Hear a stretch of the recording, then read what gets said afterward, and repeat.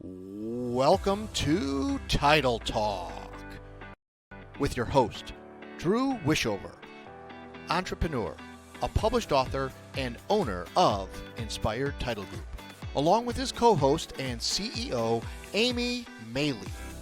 Each week, they offer you some laughs, industry terminology, tips and strategies, along with the occasional real estate professional to help educate you as it pertains to buying, selling, or just plain old homeownership. Thanks for spending time with them. Now, let's jump into today's episode of Title Talk.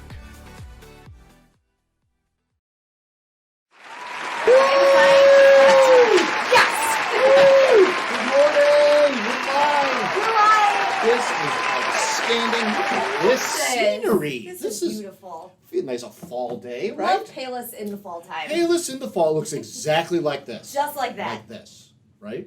Exactly. I love those. I looked out my window this morning and I said, "My gosh, it looks just like that."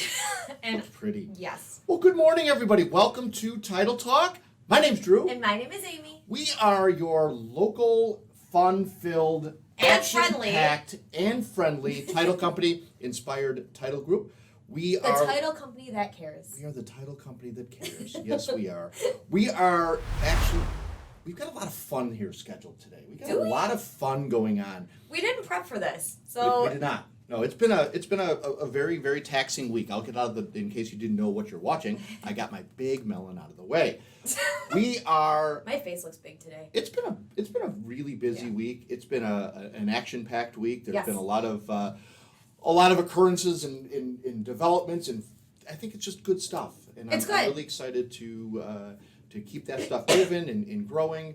But I was just going to say that I had a talk with my coach on yesterday, just about the changes and developments that are happening here, and the crazy thing that I always forget about with change is how scary it is initially before it gets exciting. Yeah, so I just feel like everybody take a chance to let your body, let your mind, let your everything kind of reflect on when change is happening and be okay with it. Yeah. Because in the end, good things will come of it. Good things will come. Yes. And you know what?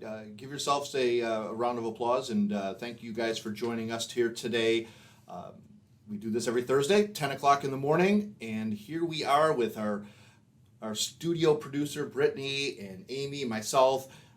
Nowhere else we'd rather be. I mean, just nowhere else we'd rather be. That here at 10 o'clock. Sharing this with you guys and then bringing some fun to the community.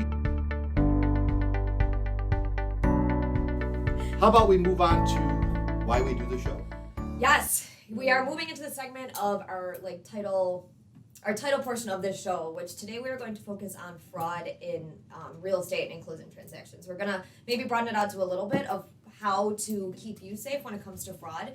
But this is something that is at the forefront of every single transaction we do. And it's sad. It is. It's really terrifying. Sad. And, the crazy thing is, now my brain is just used to always thinking something is up. Because something happened yesterday. Yes. With wire instructions. It was the weirdest thing that... So we sent out these wire instructions. We send them encrypted. That means it's safe, so nobody can just hack it and get into it. So we had a buyer that was calling to confirm the wire instructions, and one of the numbers on our file number was missing. Right. It was in our system. It was in the PDF that we sent over. It was everywhere it should have been, but it was missing this number. And then all of a sudden, my brain goes into, well, something had to happen. Right. And it's, it's like, check the account number, check the ABA number, check the everything, check the routing.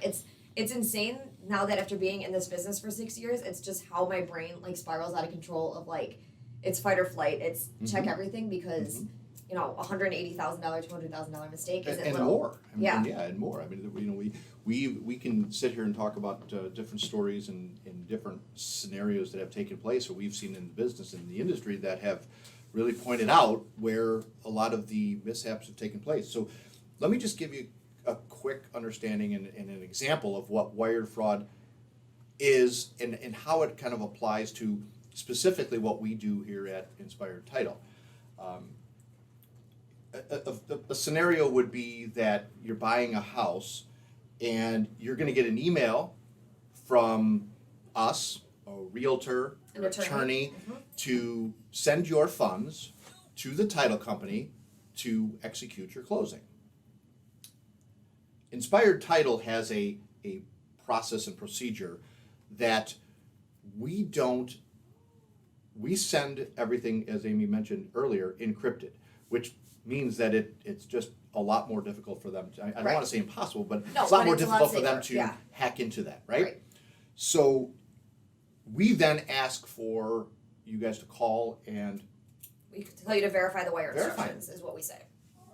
all you're doing is protecting yourself. Mm-hmm. So why wouldn't you do that? Because it simply takes just one interception of that, Mm-hmm. and it's over, and you these funds get wired to some other fictitious bank in a fictitious account. And buyers call your title company. Don't call your attorney. Don't Right. call your real estate. Don't call those people, because in the grand scheme of things, we know our account. We know our information. Absolutely. So when you are calling to verify, call your title company. Yes. Sorry. No, that's fine. That's good add-on, because we're expecting that. We're expecting to hear from you once you receive them, and then say, okay, I'm at the bank, I'm getting ready to wire my $500,000, and I've got this as your ABA, and I've got this as your account number, and I'm referencing this file number. Are those items correct? And we say yes or no. Yep. And if it is no, we want to know, was that What just you just the- tripped up, or what are you reading? Right. Because now that alerts us to It's so huge. something has taken place. It's so scary. So here are some key things that we look at, and thankfully, the mom and pop shops get a lot of negative feedback to this because they're small, and they're going to miss them, and they don't have the ability to put things in place to protect. Au contraire, No. I think the exact opposite. I think that the smaller companies like us, the boutique title companies, Yes. have that ability to pay attention and be more hands-on and alerted and aware to what may or may not happen. Because we all know the day-to-days of what's happening. We know if a closing's happening. We know everybody in our company has an idea of a file. Like, it's not like you will say an address or a name or anything, and we'll be like, yep, never heard of it, not mine. Mm-hmm. We hear about every single file. Absolutely. So we know what's going on with each of them. And the team is collectively together on watching this and protecting this. And if one person suspects it, it's shared throughout the Oh, yeah. office, and now we're all immediately on High on alert. alert. Absolutely. So one of the things that you typically see that really lead you to understand that this may or may not be a real email is they emulate what is exactly what you have. The logos, the signatures, the file numbers, everything's the same. Everything. But if you look into the actual header, you're going to see some transposition of letters, Yep. numbers in an email. And he means a header of the email addresses. Correct. Yes. Correct. So check email addresses. That's a big piece. Because, and the hard thing is our brains are wired to move so fast that if you have two of my letters switched in my name, no one's really gonna notice it. Nope. So Nope. you have to pay attention when you're doing that. If you drop an E off of AIMEE, you quickly will just put that in there. Yeah. And you won't think about it. Right. And now all of a sudden you're sending it to a fictitious address. So the other thing is attempts to change wire instructions. If we change a wire instruction, if we say, hey, you know what, that was the wrong account, we Use have this one instead. we want to use this one instead. We're gonna email you, we're gonna call you, we're gonna handle this. We're not gonna just all of a sudden randomly shoot another one out to you. Correct. So the first one you get is the one. Right. We will contact you and say, hey, you know what, we made a mistake, it was an error, could you please do us a favor and discard that. Now, that's not saying somebody can't falsely represent themselves as Inspired Title. Correct. That then goes to you verifying those instructions still. Not with the person that just called. Hang No. up. Nope. Call us, not the number on the second No, one, go to Google and type in Inspired Title Find Company us. and find us that way. and say, hey, I just got another set of wire instructions.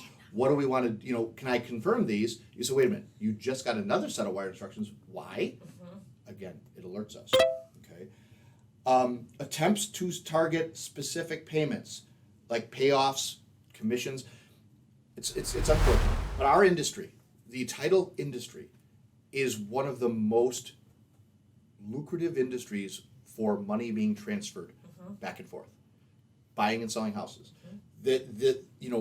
Banks don't transfer that much money back and forth. We as a title company are doing transactional business that we are handling people's money throughout the day. Mhm. So it's easy for hackers to come in and intercept this. Right. We're very targeted in this realm. And the crazy thing is, like, how many times do you think about buying or selling houses in a lifetime? Maybe you do it 3 times in a lifetime. Right. We Right. do these 3 times a day. Yes. So like, Yes. I would rather you guys call us 700 times to make sure your money is going to the right spot, because nobody wants to be in that situation. So if it feels weird in any way, shape, or form, call us. Yes. We will help you through it. Like I said, nobody wants to.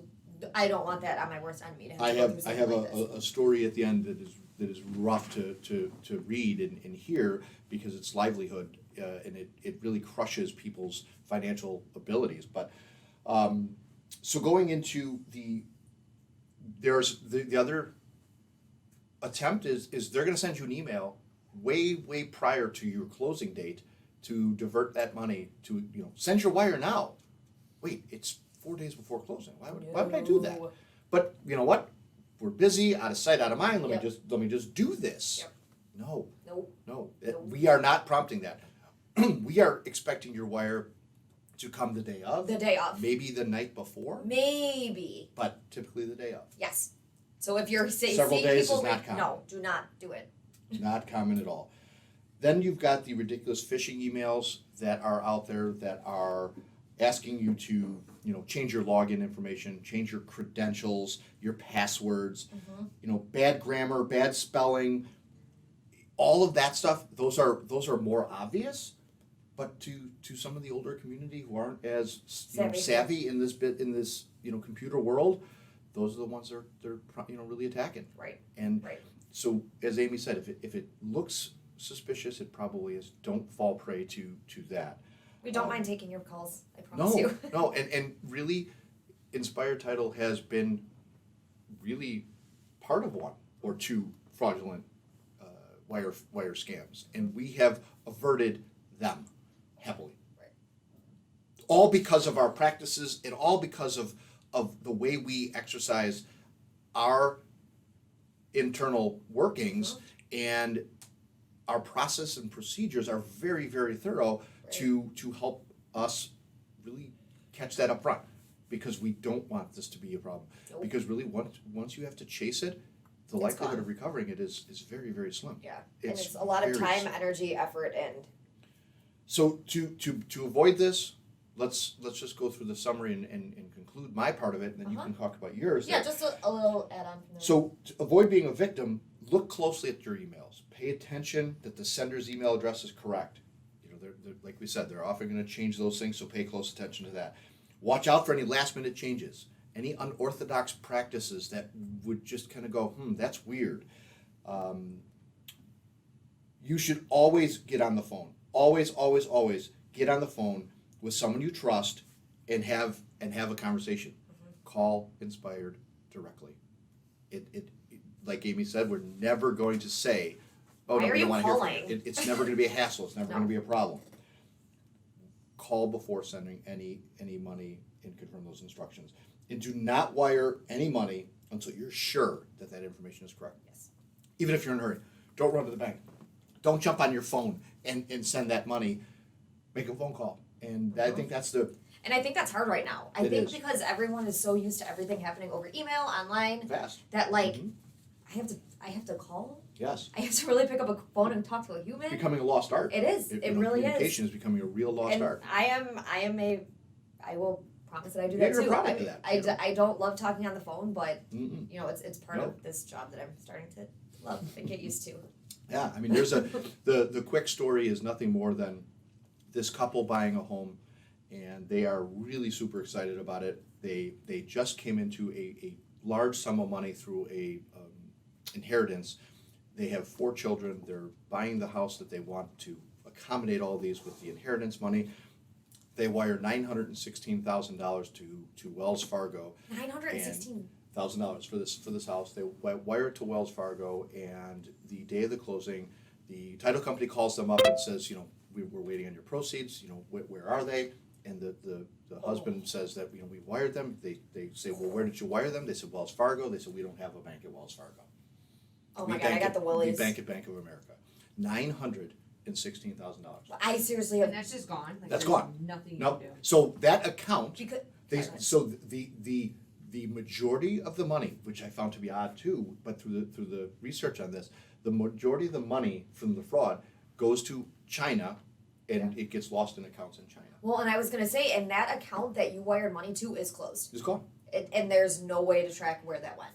And the banks say, don't call us to confirm that account that you just sent that money to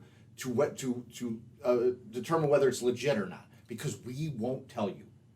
We cannot tell you because you have no authorization to that account. Shut up! So there are several Oh my god! senators and aldermen and politicians pushing hard for the banks to put in place some kind of protective measure to the public Well, and to do It's- this. well, even like hearing the guys in their phone calls that they have, like, Right. so before we wire money, we like to call the bank that we're wiring money On a payoff. to for our payoffs, for Right. payoffs of mortgages. And you should hear like the tug of war that these poor guys have to go through to try to just Right on. have a bank. Yep. And they say, I don't want any information. I just want you to Yep. confirm that this is Yep. going to the right spot. That's right. Well, we can't really do that. Right. Yep. Do I have the right account for John Smith? You're not John Smith, I can't tell you. I understand that. I'm giving John Smith money. It's not like I'm taking it. No, I'm giving you're it giving to money him. to I'm someone. paying something off on their behalf. But the banks are so tight-lipped, and I get it. And I get it. I have get to it. I have to understand that part of it too Right. because of the sensitivity of information. But there so. is got to be a better way. There Because has to. this is running rampant. So now, that $916,000, okay? In 2020, there were $220 million of tax fraud, of wire fraud that had been reported. These folks are one of that 220 million. I mean, think about it. That's $1 million. There are That's 220. all getting Yeah. lost. Gone money. Yep, gone. Gone. Could you? These folks are depleted.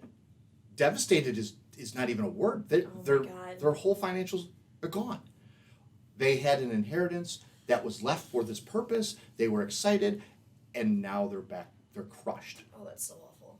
and it could have been avoided. They didn't take the steps that we just spoke about earlier. So That's, yeah, it is scary. That's terrible. It is scary. That's Yep. Sad. yeah. And the crazy thing is, you remember when my mom came on the Yes. show like last Yes. year that she does banks. She works at a bank. They do have the reasoning behind that, and they do have. So there has to be some some consensus on both sides to try to No question. No, make this a better way for everyone. we're purely speaking from one side of it. Correct. The banks have their reasons and their Because, side of it. like I said, she defended it, and you have to understand where she's coming from. Right. She's like, that's their information, it's not ours Yeah. to give out. So, Yeah. in Indiana, we've come across a third party authorization form Right. that's been helpful. So I'm wondering if sometime they will make that like a countrywide thing where this third party authorization could be a way to kind of get around this. But Yeah. and all I wanted to add to this, a couple little things. As far as not just wire fraud, but as far as fraud in everyday life, because there's so much more than just wire fraud that you might encounter. Guard your online information. I know this sounds like something, but it's just a friendly reminder. I feel like the more I say and hear this stuff, the more on Sure. guard I am about it. Sure. So, use maintain your computer software, your security software, avoid entering personal information when you don't know exactly what website you're using. Monitor your accounts. Check. I mean, I'm so cheap that I know if there's a penny out of place on my accounts. Turn on your credit card alerts that let you know if Oh, someone yeah. uses your credit card, so that you know right away, because it's a lot easier to try to combat this stuff when it happens the day of rather than, oh, I just checked my bank statement from last month and something doesn't look right. Shred sensitive documents. I'm saying that because we do that as a company, and it's good to do on your end too. Right. Anything that has social security numbers, that has bank account information, keep that stuff locked up or shred it when you're done with it. Check your credit report. Yes. Yep. Yep.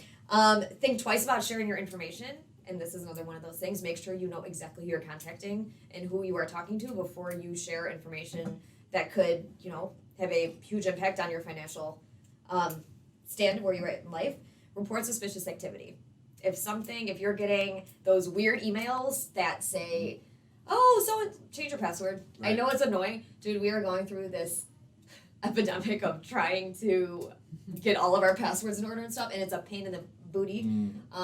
but change your passwords so that people can't hack into it, and don't have the same password for everything. Have like 7.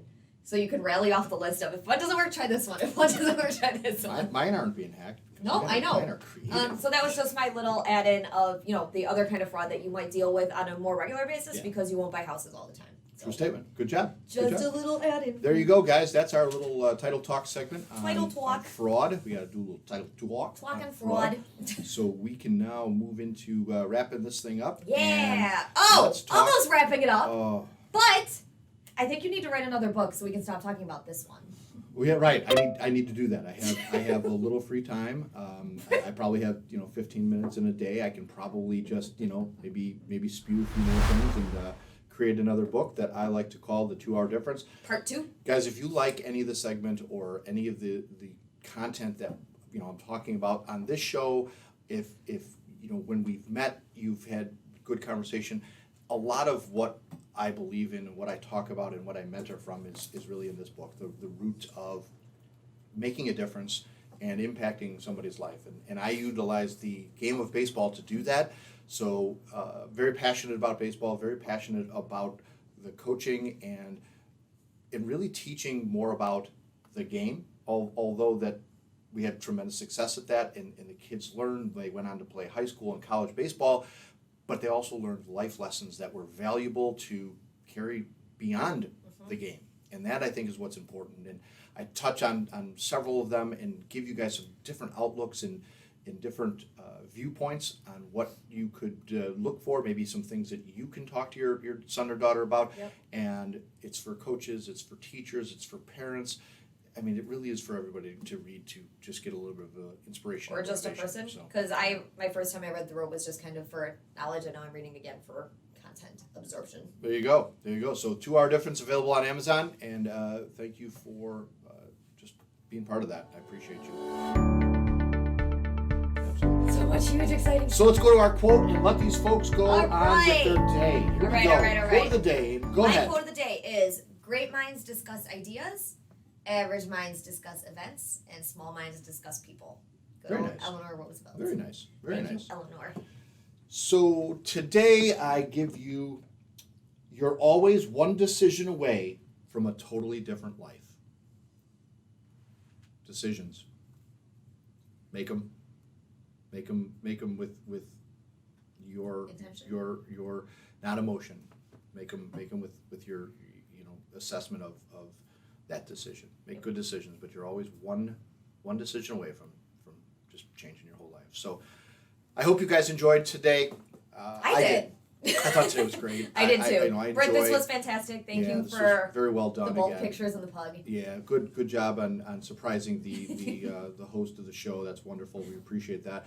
We appreciate you guys tuning in each and every week. We would appreciate you more if you would share, if you would like, if you would subscribe. And thank you for all of our comments. It's so much fun to have Interaction. conversation with people Yeah. that are watching it. It means the world. Yeah, So thank you. you guys have been great, and thanks for continuing to support us, because that's what allows us really to keep doing this. So next week, stay tuned. We'll probably have some more fun and action-packed ideas and Halloween's laughs. coming up. What can we do for Halloween? Oh my gosh! Holy cow! Who knows? So Who's gonna dress up? until next week, everybody. My name's Drew. And my name is Amy. We are Inspired Title. Have a great week. Take care, everybody. Bye, guys. Well, there you have it. That is it for this week's edition of Title Talk. Be sure to head over to our Inspired YouTube page and subscribe and like. And make sure you follow the team on Instagram and Facebook. Join us again next time for more tips and knowledge from the industry pros. Thanks again for listening.